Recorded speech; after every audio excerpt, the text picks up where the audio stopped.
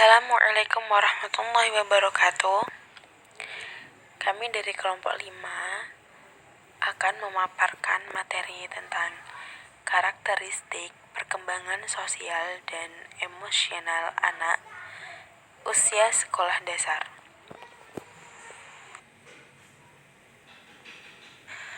Pengertian karakteristik perkembangan sosial dan emosional peserta didik. Perkembangan sosial emosional adalah kepekaan anak untuk memahami perasaan orang lain ketika berinteraksi dalam kehidupan sehari-hari. Kutipan dari Musbikin tahun 2013. Perkembangan sosial emosional diartikan di mana individu melatih kepekaan dirinya terhadap rangsangan sosial, terutama tekanan dan tuntunan kehidupan, serta belajar bergaul dengan bertingkah laku seperti harapan masyarakat di dalam lingkungan sosial, sehingga individu tersebut dapat diterima dalam lingkungan sosial. Emosi mempunyai 4 ciri. Yang pertama, keinginan menguasai sesuatu. Kedua, diekspresikan dalam tingkah laku. Ketiga, adanya perubahan secara fisik. Keempat, sebagai motif yang mendorong seseorang untuk melakukan kegiatan tertentu.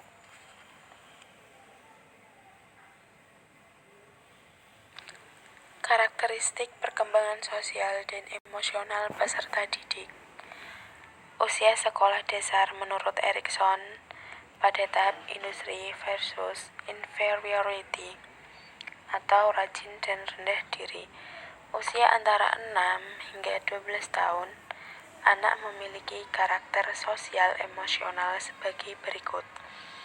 1. Keinginan menguasai sesuatu. Kedua, keinginan berjaya. Ketiga, menguasai kemahiran asas sosial dan fisikal. Keempat, memerlukan peneguhan positif atau penghargaan terhadap tugas yang disempurnakannya.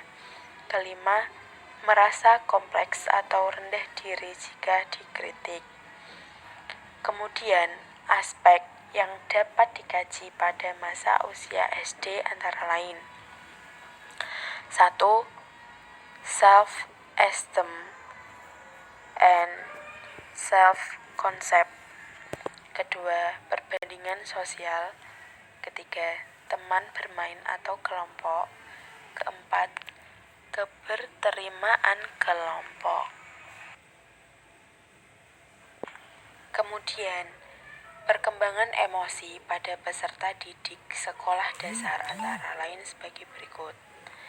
Pertama, perkembangan emosi anak dari usia 5 hingga 12 tahun mendapati siklus emosi yang berbeda-beda, dari mempelajari aturan-aturan hingga memahami nilai yang baik dan yang buruk. Kedua, ciri khas emosi anak sering tampak dan kuat, bersifat sementara, reaksi individualisme, dan emosi yang sering berubah kekuatannya, serta emosi pada anak juga dapat diketahui melalui gejala atau perubahan perilaku. Ketiga, perkembangan sosial anak dapat dilihat dari bentuk-bentuk perilaku sosial anak seperti simpati dan egois.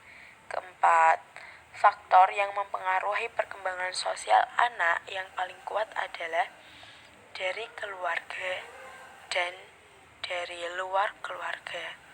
Kelima, pengaruh perkembangan sosial terhadap tingkah laku anak yaitu cita-cita dan idealisme yang baik dan berpikir dengan pendapat sendiri. Pembelajaran yang sesuai dengan karakteristik perkembangan sosial dan emosional peserta didik. Karakter usia SD adalah senang bermain, bergerak, bekerja dalam kelompok, melakukan secara langsung, dan senang merasakan. Maka, guru sebaiknya membuat metode atau model pembelajaran yang berbeda-beda setiap pembelajaran berlangsung. Dan juga dalam pembelajaran, Peserta didik dilibatkan secara langsung dalam pembelajaran sehingga akan terbentuk suasana kelas yang menyenangkan dan tidak membosankan. Lalu, langkah-langkah guru dalam penguasaan kelas atau pengkondisian agar kelas menjadi efektif yaitu pertama, menciptakan lingkungan sebaya yang mengajarkan keterampilan fisik. Kedua, melaksanakan pembelajaran yang memberikan kesempatan peserta didik untuk bergaul dan berkelompok dengan teman sebaya. Ketiga, mengembangkan kegiatan pembelajaran yang memberikan pengalaman yang konkret dalam membangun konsep.